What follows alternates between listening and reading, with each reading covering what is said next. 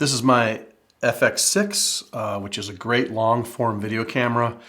I use it for a lot of different things, weddings, but I also use it for corporate things, like when there's a speaker that's going to go for an hour and a half or something like that. I really like having the dual card slots, but especially having a V-mount battery. And so I only have one FX6, and sometimes I do long form things and I need two cameras.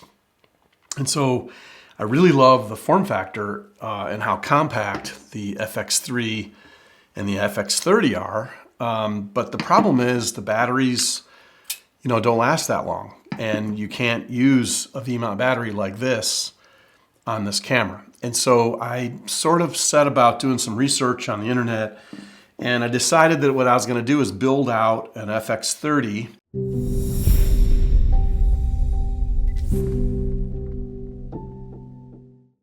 which is identical to the FX3. So if you're looking at this and you have an FX3, it's the same exact thing. So I went on and I did a lot of research. I found everything I needed on Amazon. And I started with 3 pieces of equipment, three parts to this.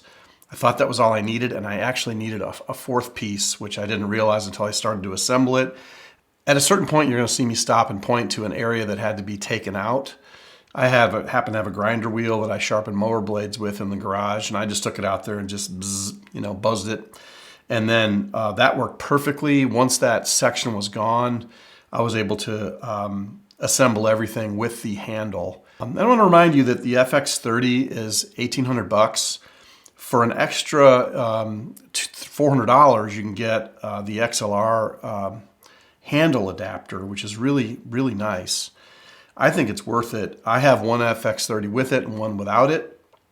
And when I built out everything that I did, I made it where the handle stays with the built out version with the V-mount battery on it. And that works out great for me. The total between the cost of the FX30 with the handle and all the crap I got from Amazon, it's $2,200 for the handle on the camera. And then it's another like $330. Plus another $100 for a V-mount battery, and I'm in business.